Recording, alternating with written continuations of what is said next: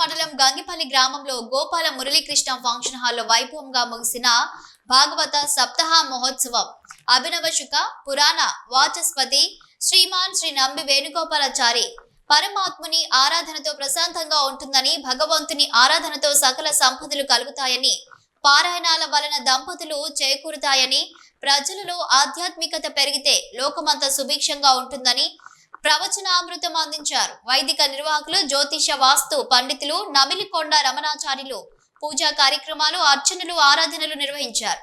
వంగపల్లి సావిత్రమ్మ, రమేష్ రావు రేణుక దంపతులు, రామగోపాలరావు వర్ష దంపతులు, కుటుంబ సభ్యులు, గ్రామ పెద్దలు మరియు పండితులు, రామకృష్ణమాచార్యులు, వినయ్ స్వామి, బ్రహ్మశ్రీ రామశర్మ, నమిలికొండ రఘు రామాచార్యులు మొదలగు పండితులు పాల్గొన్నారు.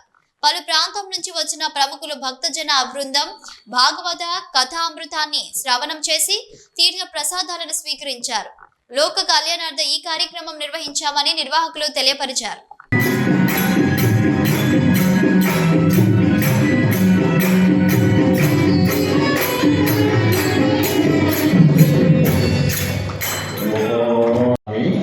ఎవరు పిల్లలు, ఎవరు తండ్రి, ఎవరు తల్లి అంతాను. అందుకోసమే వచ్చామంటే, మీరు శరత్కాలంలో వచ్చే పున్నమనాడు వస్తే నేను మీకు దివ్యమైన ఆనంద లీల రసలీల చేస్తానన్నాడు.